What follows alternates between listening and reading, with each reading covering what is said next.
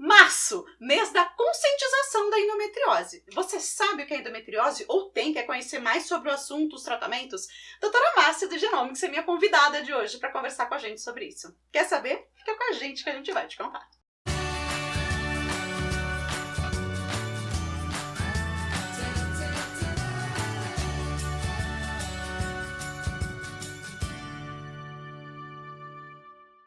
Olá, eu sou a Mônica Romeiro, tô super feliz de ter você aqui comigo. E hoje a gente vai falar sobre um assunto do momento que toda mulher tem que conhecer, inclusive o diagnóstico, se tem, se não tem, porque é um dos motivos que traz infertilidade feminina. E a doutora Márcia do Genomics está aqui para conversar com a gente. Seja super bem-vinda! Obrigada, Mônica. Vamos lá, Márcia. Endometriose, o que significa essa doença? Então, na verdade, a endometriose tem a ver com a nossa menstruação, né? Então, as pacientes que normalmente têm um histórico de muitas cólicas, dores abdominais, um fluxo muito grande de menstruação, já tem que ligar aí um alerta que pode ser algum sinal. Mas a endometriose tem várias teorias, e a teoria mais aceitável é de que a menstruação no momento que está sendo eliminada pelo nosso útero, ela acaba voltando de uma forma retrógrada e coágulos desse sangue acabam se depositando no nosso abdômen. Então pode se depositar dentro do útero, fora do útero, na trompa, no ovário, em vários lugares. Tem até endometriose intestinal, pulmonar, assim, e é super, super, super cada vez mais constante nas mulheres. Hoje a gente fala que endometriose está ao redor aí de 15 a 20% presente nas mulheres, né? Nossa, é muito! É muito. Isso com diagnóstico. Mas as pacientes que têm suspeita podem chegar aí até uns 30% ou mais. Então é super importante, né? Se tem um fluxo muito grande de menstruação, se tem muita cólica, conversar com o ginecologista desde o início, né, da menstruação, porque ocorre também em meninas muito jovens, porque a gente pode evitar as consequências, que a pior das consequências é a infertilidade. E uma infertilidade chega a ser até irreversível nesses casos ou não? Dependendo do grau da endometriose, sim. Muitas vezes, ou porque o diagnóstico demorou muito tempo para ser conseguido, né? Ou porque a paciente tem um grau muito alto e teve que passar por inúmeras cirurgias, que acabou, então, muitas vezes até tendo, por exemplo, que eliminar o ovário, né? Eliminar uma trompa, alguma coisa assim, e acaba dificultando cada vez mais a fertilidade, sim. Mulheres que têm aquele útero retrovertido, útero invertido, tem vários nomes para isso, elas têm uma maior probabilidade... Não tem nada a ver. Nada a ver? Não tem nada a ver. Todo tipo de mulher com qualquer tipo de útero pode ter endometriose. E o mais importante é que hoje, cada vez mais, tem exames que podem diagnosticar com segurança a endometriose.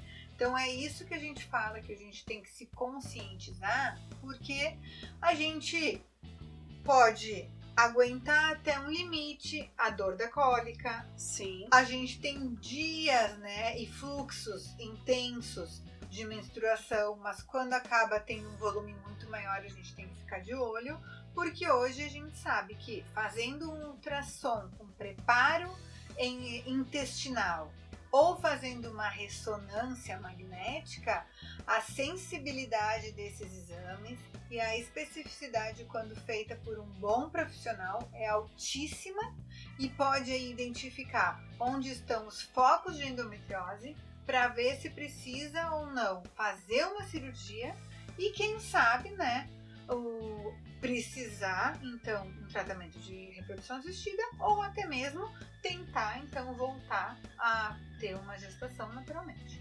E a endometriose, ela pode acontecer com quem toma pílula, por exemplo, que tem um fluxo diminuído?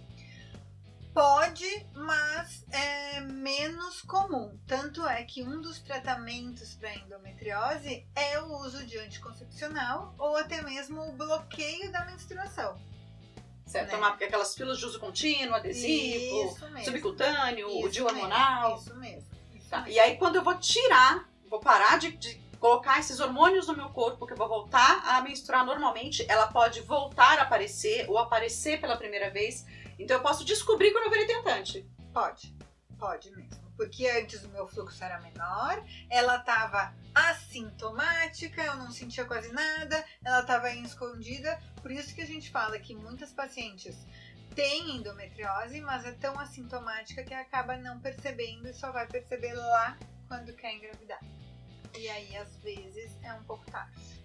Por quê? Porque o grande ponto da endometriose é que, dependendo da localização dela dentro, né, do abdômen, ela acaba interferindo na qualidade dos nossos óvulos.